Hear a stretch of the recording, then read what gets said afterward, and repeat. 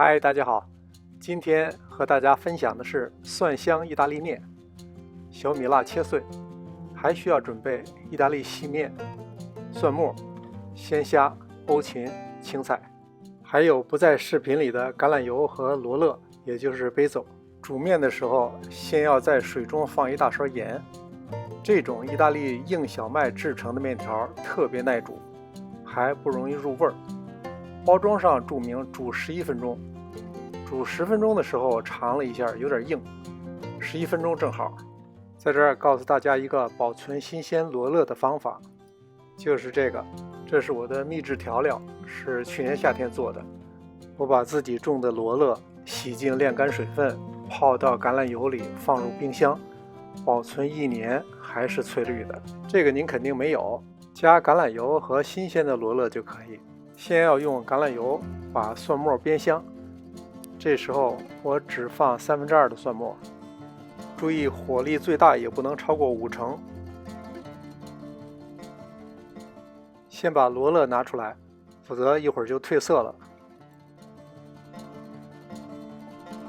放入小米辣炒香。如果您喜欢我们的制作，就点个赞吧，同时订阅一下，要不然下次您可能找不到上市厨房这个频道了。再放入鲜虾煸炒，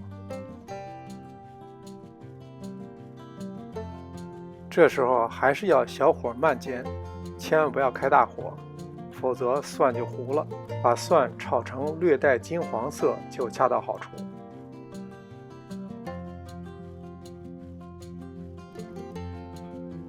撒入少许胡椒粉，再加少许盐。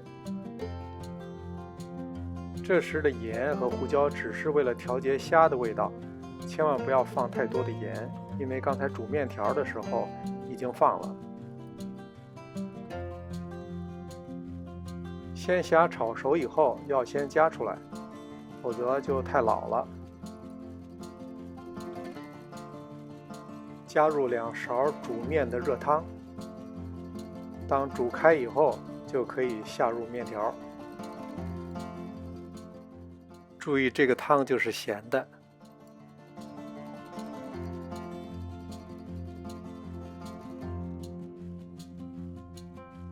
1汤匙欧芹碎，如果有新鲜的欧芹最好。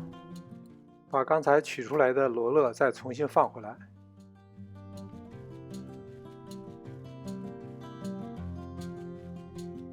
搅拌均匀以后，放入青菜。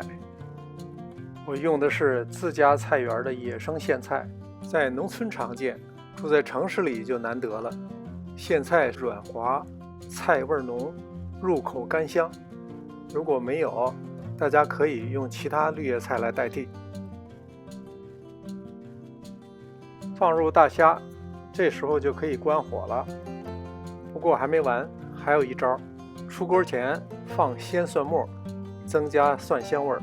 用秘制浓郁的香叶橄榄油和野生苋菜制成的这道蒜香意面，我相信会让最挑剔的美食家倾倒。